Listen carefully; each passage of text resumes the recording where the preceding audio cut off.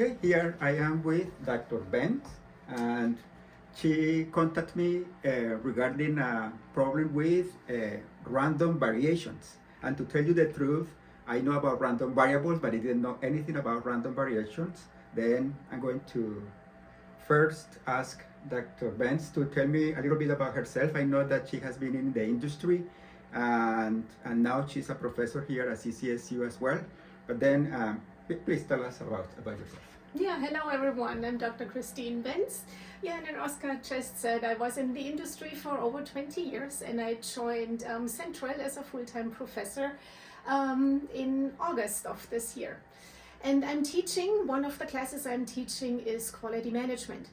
And what I realized during my 20 years in the industry and now teaching quality management here at Central was that the topic of variation, common cause variation versus non-random variation and process tampering is a really important topic.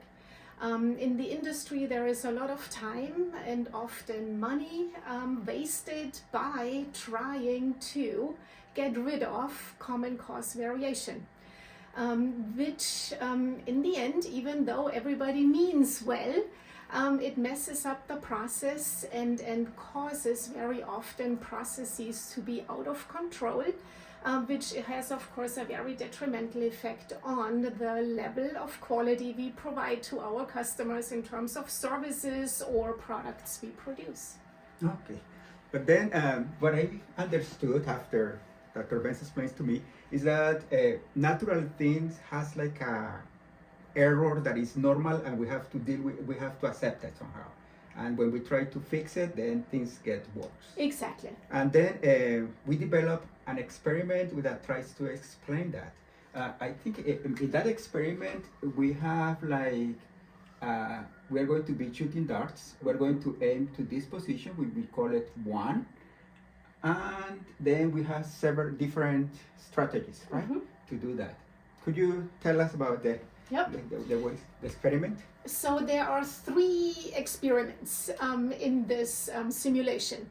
Experiment 1 is where we basically accept that there is random variation when we shoot darts at the board, which means not every dart will land exactly at the target.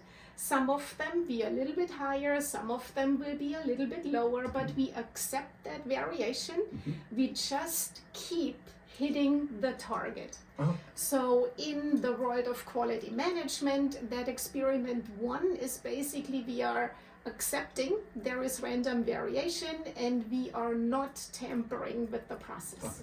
Okay. And we are modeling that with a normal distribution with some standard deviation, and the mean is going to be 1. Yep. And then we're going to be going a little bit above or below 1, and that's the normal process, right? Yep.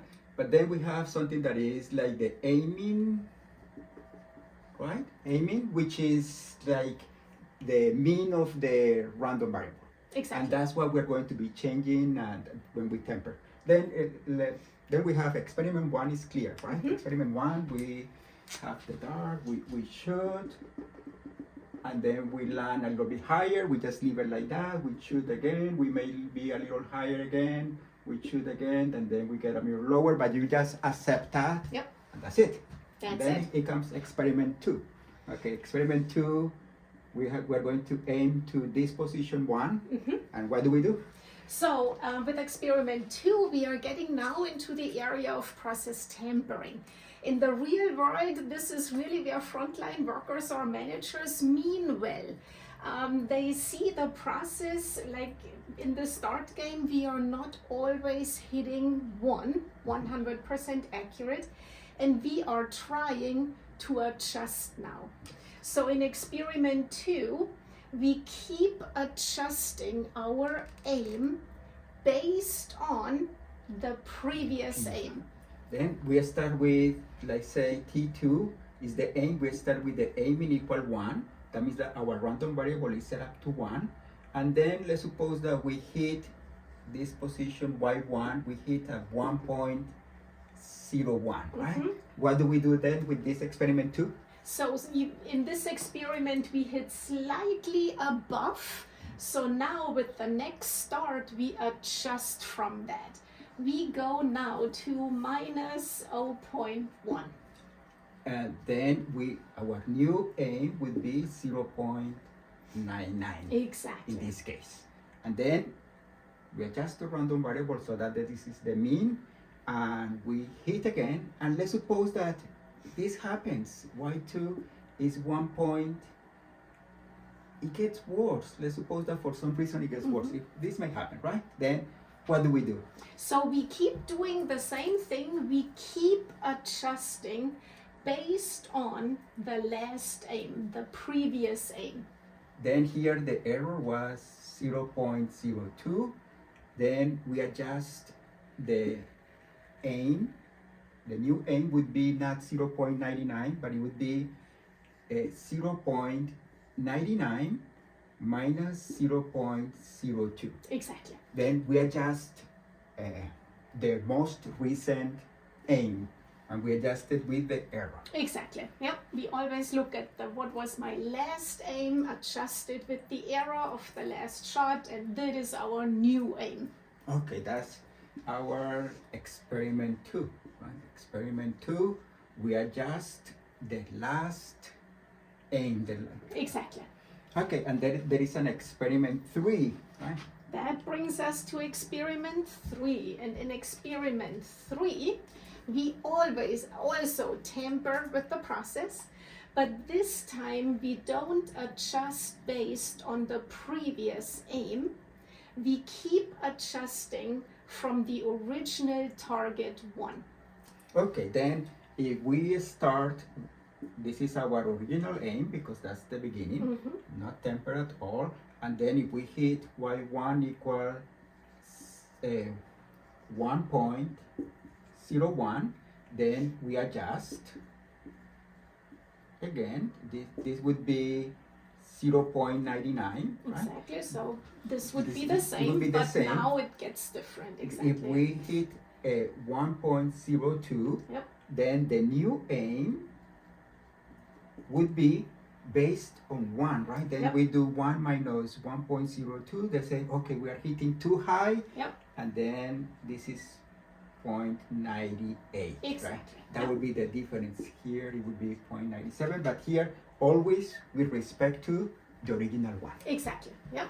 Okay, and then the app allow us to select the number of times that we're going to do this process, and it tells us how bad it goes after that.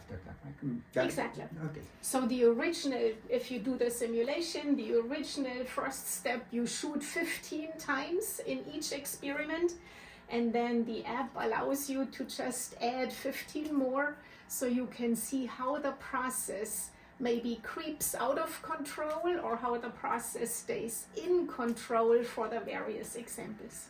Okay. To tell you the truth, I thought that this way of tampering was worse than this one, and it turns out that this one is worse, right? Yeah.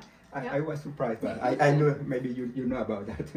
Yeah, this is very similar actually to Dr. Deming's famous funnel experiment.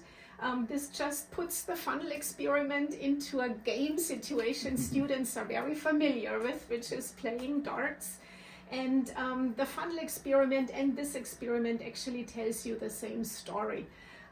Experiment 1, you get the most stable process because you accept random variation. You don't tamper by getting rid of random variation. Exactly. Experiment 2. Experiment 2, what you will see is the process overall stays in control, but the variation doubles about. It's of course random different for each experiment, but variation increases drastically even though the process stays in control.